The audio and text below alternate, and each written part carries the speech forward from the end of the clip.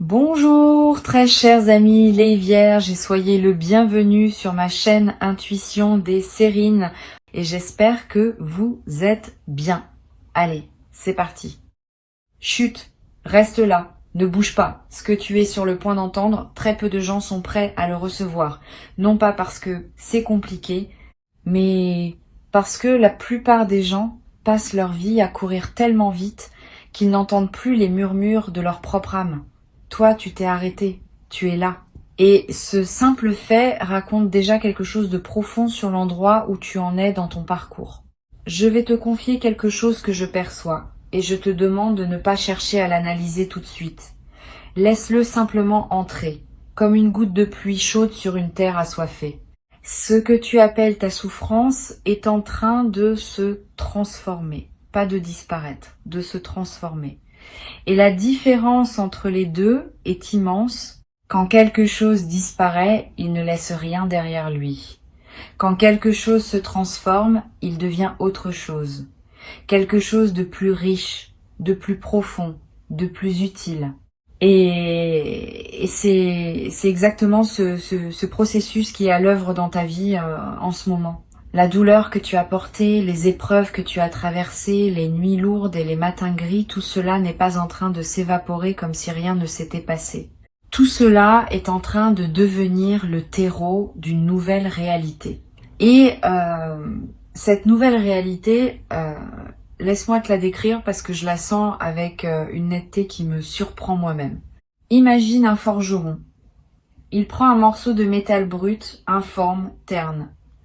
Il le plonge dans le feu. Le métal rougit. Il souffre de la chaleur. Il perd sa forme initiale.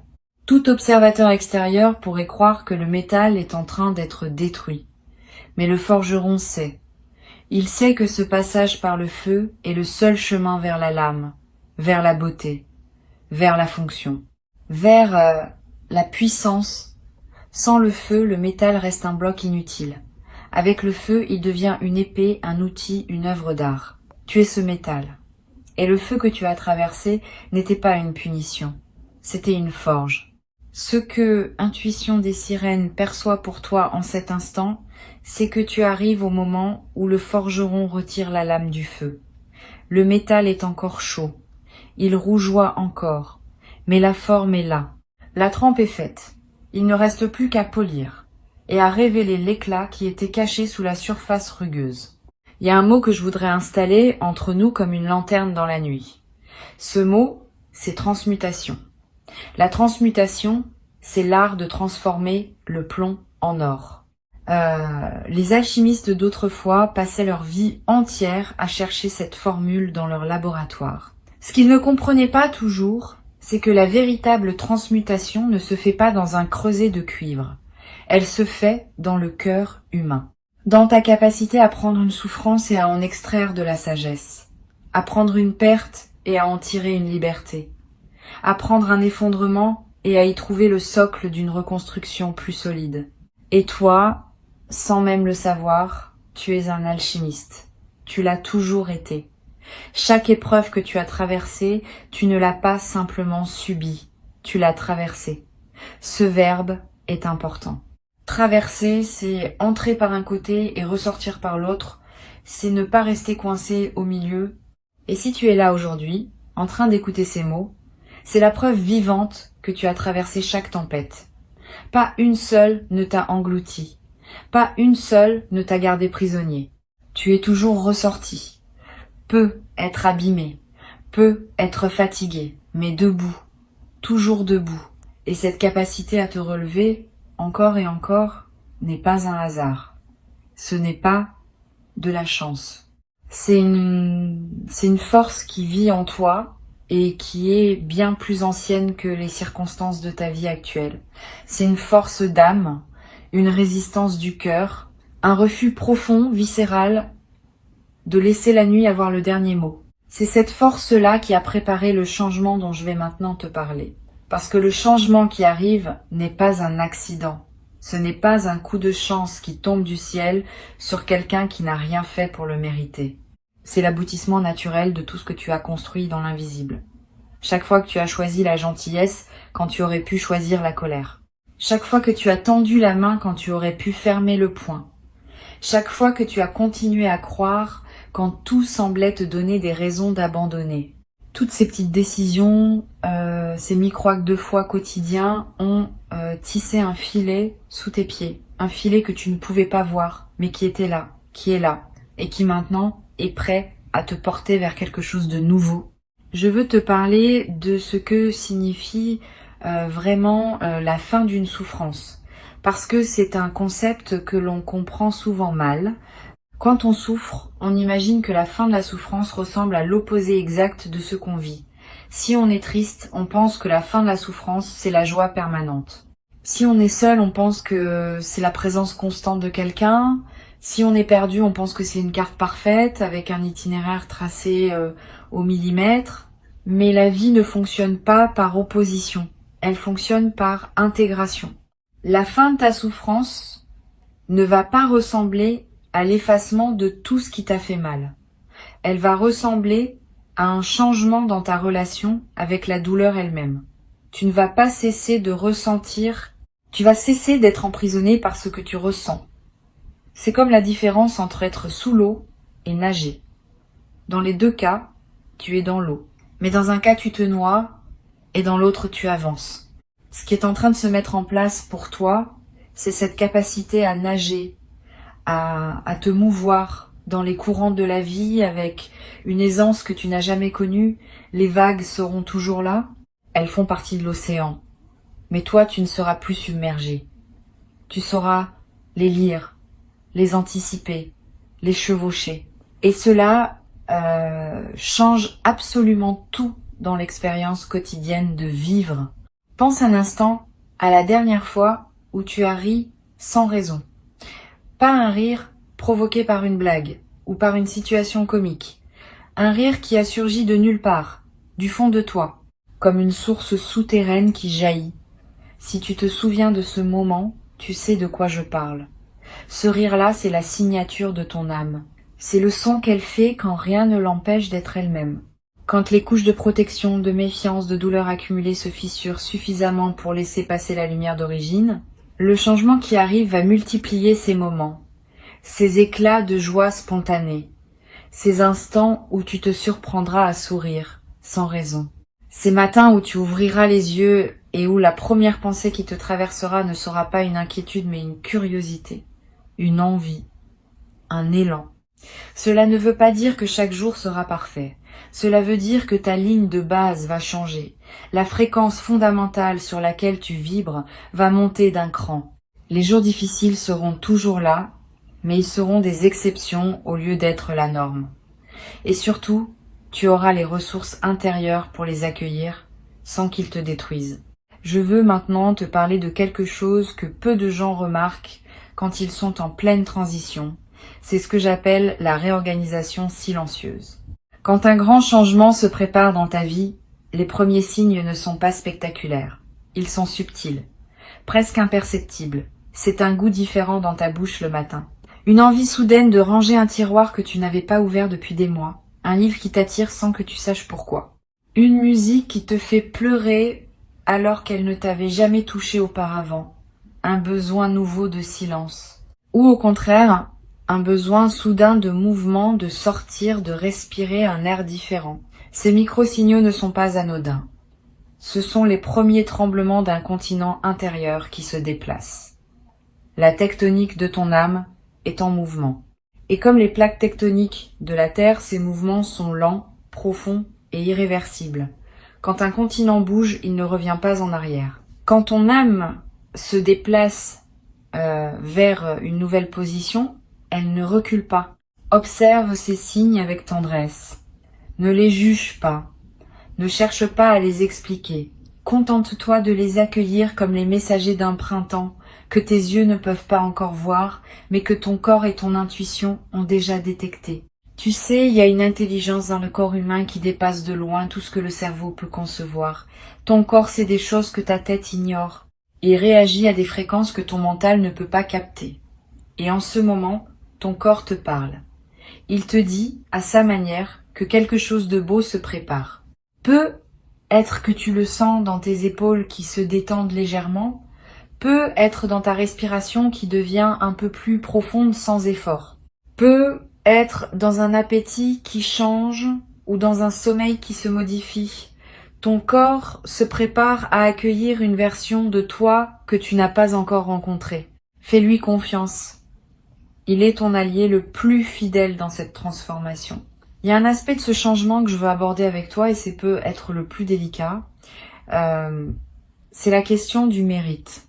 Quelque part en toi, il peut être une voix qui murmure que tu ne mérites pas que les choses s'améliorent, que tu as fait trop d'erreurs, que tu as blessé des gens, que tu as pris des mauvaises décisions, que tu as gaspillé du temps, de l'énergie, des opportunités. Et cette voix, elle peut être même des arguments convaincants, des souvenirs précis, des preuves accablantes. Mais cette voix confond deux choses. Elle confond la responsabilité et la condamnation. Être responsable de ses erreurs, c'est sain, c'est mature, c'est nécessaire. Mais se condamner soi-même à une souffrance perpétuelle à cause de ses erreurs, ce n'est ni sain, ni juste, ni utile. La vie n'est pas un tribunal. Elle n'émet pas de sentence définitive.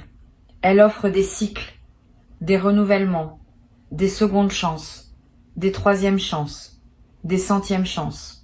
Parce que la vie comprend quelque chose que le mental humain a du mal à saisir. Chaque erreur est un apprentissage et chaque apprentissage rapproche de la lumière. Tu mérites ce qui vient, non pas parce que tu es parfait, mais précisément parce que tu ne l'es pas. Parce que malgré tes imperfections, malgré tes chutes, malgré tes zones d'ombre, tu as continué à avancer. Tu n'as pas renoncé à toi-même. Et ce simple fait, ce refus discret de baisser les bras, est la chose la plus noble et la plus courageuse qu'un être humain puisse faire. L'énergie que capte Intuition des sirènes pour toi porte en elle cette nuance essentielle. C'est pas un changement qui va te demander de devenir quelqu'un d'autre. C'est un changement qui va te permettre d'être enfin toi-même, pleinement, sans honte et sans masque. Tout ce que tu as refoulé, tout ce que tu as caché, tout ce que tu n'as pas osé montrer au monde par peur du jugement, c'est exactement cela qui constitue ton trésor. Les parties de toi que tu considères comme des faiblesses sont en réalité tes forces les plus rares. Ta sensibilité que le monde t'a peu être appris à cacher est une antenne qui capte des réalités invisibles aux autres. Ta profondeur émotionnelle qu'on t'a peu être reprochée est la raison pour laquelle tu comprends les gens mieux qu'ils ne se comprennent eux-mêmes. Ta tendance à tout ressentir intensément, que tu as peu être vécu comme un fardeau, est en réalité un don. Et ce don est sur le point de trouver sa place dans le monde, sa vraie place. Pas celle que les autres ont définie pour toi, pas celle que la société attend de toi. Ta place à toi. Celle qui a la forme exacte de ton âme. Je perçois quelque chose de très spécifique. Quand je me connecte à ton énergie, c'est comme si tu avais passé des années à essayer de t'adapter à un monde qui n'était pas calibré pour toi. Comme si tu avais essayé de jouer une partition écrite pour un autre instrument, tu as fait de ton mieux. Tu as essayé d'en tirer une mélodie acceptable. Mais au fond de toi, tu sentais que le son n'était pas juste, que quelque chose manquait, que tu n'étais pas à ta place. Ce sentiment ne venait pas d'un défaut en toi. Il venait du fait que tu jouais la mauvaise partition. Et ce qui change maintenant, c'est pas toi. C'est la partition. La vie est en train de te présenter une nouvelle musique. Une musique écrite pour ton instrument unique. Et quand tu commenceras à la jouer, tu seras stupéfait par la beauté du son qui en sortira. Un son que tu n'as jamais entendu, parce que personne d'autre ne peut le produire. Il est uniquement le tien. Sais-tu ce qui arrive à un fleuve quand il rencontre un obstacle qu'il ne peut pas contourner? Il ne se bat pas. Il ne se fracasse pas indéfiniment contre la roche. Il monte. L'eau s'accumule, gagne en profondeur, en puissance, en volume, et un jour, elle passe par-dessus, où elle trouve une fissure dans la roche que personne n'avait vue, où elle creuse patiemment millimètre par millimètre, jusqu'à se frayer un nouveau chemin. Le fleuve ne doute jamais de sa destination, il sait qu'il va vers la mer. Il ne sait pas exactement par où, mais il sait vers où. Et cette certitude paisible lui donne une force que rien ne peut arrêter. Tu portes en toi cette même certitude. Peut être qu'elle est enfouie, peut être qu'elle est recouverte de couches, de désillusions et de fatigue, mais elle est là. Cette conviction sourde, presque animale, que ta vie va quelque part de beau, que tout ce que tu traverses te rapproche de quelque chose qui mérite d'être vécu. Et voici un aspect de cette transformation que je trouve particulièrement fascinant. Quand une personne commence à changer de l'intérieur, son environnement met un certain temps à s'adapter. C'est comme quand tu changes de lunettes. Pendant les premières heures, le monde semble légèrement décalé. Tes yeux doivent s'ajuster. Et puis, assez vite, tout devient net. Plus net même qu'avant. Tu remarques des détails que tu n'avais jamais vus, des couleurs plus vives, des contours plus précis. Le monde autour de toi est en train de s'ajuster à ta nouvelle vision intérieure. Les gens vont se repositionner naturellement. Ceux qui résonnent avec la personne que tu deviens vont se rapprocher. Ceux qui résonnaient avec l'ancienne version vont peu être s'éloigner. Et cela peut être déstabilisant au début. Mais c'est un mouvement sain, nécessaire, inévitable. Parce que tu ne peux pas grandir et demander à tout ton environnement de rester exactement le même. La croissance implique le mouvement, et le mouvement implique le changement. N'aie pas peur de ce réajustement. Il ne signifie pas que tu perds quelque chose, il signifie que tu fais de la place pour ce qui correspond vraiment à qui tu es en train de devenir. Il y a aussi, dans ce processus, une forme de deuil lumineux. Un deuil de la personne que tu étais, de ses certitudes, de ses limites, de son monde connu.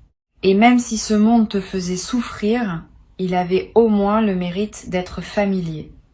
L'inconnu fait toujours un peu peur, même quand l'inconnu promet d'être meilleur que le connu. C'est normal, c'est humain. Ne te reproche pas cette peur. Accueille-la, remercie-la même, parce qu'elle te prouve que tu es en train de franchir un véritable seuil. On n'a pas peur quand on reste sur place. On a peur quand on avance vers quelque chose de grand. Et ce vers quoi tu avances, c'est grand. Pas grand au sens extérieur du terme. Grand au sens intérieur. Grand comme la paix. Grand comme la cohérence. Grand comme la sensation de se réveiller le matin et de ne plus avoir besoin de porter un masque pour affronter la journée. Maintenant, je veux te parler de la manière dont ce changement va se manifester dans ton quotidien. Pas dans des termes vagues ou abstraits, mais de façon tangible. Tu vas commencer à remarquer que les situations qui te drainaient auparavant n'ont plus le même effet sur toi. Non pas parce qu'elles ont changé, mais parce que tu ne réagis plus de la même façon. Là où tu aurais absorbé la négativité comme une éponge, tu vas la laisser glisser sur toi. Non pas par indifférence, mais par discernement. Tu sauras instinctivement ce qui te concerne et ce qui ne te concerne pas. Ce qui mérite ton énergie et ce qui n'en mérite pas. Cette capacité de tri émotionnel est l'un des signes les plus clairs d'une élévation intérieure. Elle ne s'enseigne pas dans les livres. Elle s'acquiert par l'expérience vécue et par la maturité de l'âme. Tu vas aussi remarquer un changement dans la qualité de tes pensées. Les pensées parasites, ces boucles mentales qui te maintenaient éveillé la nuit, vont commencer à perdre de leur emprise. Elles ne vont pas disparaître d'un coup où le mental est tenace, mais elles vont s'espacer. Et dans les espaces entre ces pensées, tu trouveras quelque chose que tu n'avais peu être plus connu depuis longtemps. Le calme. Pas le calme forcé de celui qui médite parce qu'on lui a dit que c'était bon pour lui. Le calme naturel de celui qui n'a plus besoin de fuir ses propres pensées. Le calme de celui qui est en paix avec son paysage intérieur. Ce calme va devenir ton refuge et ta force. Pas un refuge où tu te caches du monde, mais un refuge d'où tu t'élances vers le monde. Avec plus de clarté, plus de présence, plus de joie. Et la joie dont je parle n'est pas l'euphorie passagère que procure un événement heureux. C'est une joie de fond, une joie structurelle. Comme la note fondamentale d'un accord de musique, celle sur laquelle toutes les autres notes s'appuient. Cette joie-là ne dépend pas de ce qui se passe autour de toi. Elle dépend de ce qui se passe en toi. Et ce qui se passe en toi, en ce moment même, est en train de poser les fondations de cette joie durable. Il y a un paradoxe magnifique dans ce que tu vis. Tu as cherché pendant longtemps la sortie de ta souffrance. Tu as cherché des portes, des clés, des solutions. Tu as demandé des réponses à l'extérieur. Et ce que tu découvres maintenant, c'est que la porte était ouverte depuis le début. Tu ne la voyais pas parce que tu regardais dans la mauvaise direction. La sortie de ta souffrance n'était pas devant toi, elle était en toi. Ce n'est pas un cliché, c'est la vérité la plus concrète qui existe. Parce que le jour où tu changes la manière dont tu te regardes toi-même, le monde entier se réorganise autour de cette nouvelle vision. Les mêmes rues, les mêmes visages, les mêmes journées, mais vues à travers des yeux neufs. Des yeux lavés par tout ce que tu as pleuré. Des yeux adoucis par tout ce que tu as compris. Des yeux rendus perçants par tout ce que tu as refusé de laisser te détruire. Ces yeux-là, ce sont les tiens maintenant. Et le monde qu'ils voient est un monde rempli de possibilités que tu ne soupçonnais pas. Je sens que tu es en train d'arriver à un endroit de ton parcours où les pièces du puzzle commencent enfin à s'assembler. Pas tout en même temps, mais suffisamment pour que tu aperçoives le dessin. Pour que tu comprennes que ce qui te semblait chaotique avait en réalité un ordre caché. Un ordre bienveillant, un ordre qui travaillait pour toi-même quand tu pensais que tout travaillait contre toi. Il y a un mot japonais, kintsugi, qui désigne l'art de réparer la poterie brisée avec de la poudre d'or. Au lieu de cacher les fissures, on les met en lumière, on les rend précieuses. Et l'objet réparé est considéré comme plus beau que l'objet intact parce qu'il porte son histoire dans ses veines dorées. Tu es cet objet. Tes fissures ne sont pas des défauts, ce sont des lignes d'or. Et le changement qui arrive dans ta vie est précisément ce processus de dorure. Tes blessures deviennent des ornements. Tes cicatrices deviennent des preuves de ta force. Ce que tu pensais être les traces de ta destruction devient la cartographie de ta renaissance. C'est peu être la chose la plus belle que je puisse te dire aujourd'hui. Tu n'as pas été brisé pour rien. Tu as été brisé pour être reconstruit en plus beau. Et cette reconstruction n'est pas un espoir lointain. Elle est en cours. Elle se fait en toi, maintenant, à chaque instant, à chaque respiration. Et sais-tu ce que font les arbres qui ont survécu à un incendie de forêt? Leurs troncs portent les marques noires de la brûlure, leur écorce est craquelée, sombre, abîmée. Mais si tu observes attentivement, tu verras que ces arbres-là sont souvent les premiers à reverdir. Leurs racines protégées sous terre pendant que le feu faisait rage en surface, ont continué à puiser l'eau et les nutriments dont l'arbre avait besoin. Et quand le feu s'éteint, ses racines envoient une sève nouvelle, plus vigoureuse encore qu'avant, parce que le sol autour d'elle a été enrichi par les cendres. Le feu qui semblait destructeur a en réalité fertilisé la terre. Tes racines à toi sont intactes. Elles l'ont toujours été. Quoi que tu aies traversé en surface, quelle que soit l'intensité du feu qui a balayé ta vie, la partie la plus profonde de toi n'a jamais été atteinte. Et c'est de cette profondeur que monte maintenant la sève du renouveau. Tu le sens, cette énergie montante. Cette envie timide mais persistante de croire que les choses peuvent être différentes. Ce n'est pas de la naïveté, c'est de la sève. C'est la vie elle-même qui refuse de s'arrêter, qui refuse de te laisser tomber. Il y a une forme de grâce dans tout cela qui dépasse l'entendement humain. La manière dont la vie orchestre les renaissances a quelque chose de mystérieux et de profondément rassurant.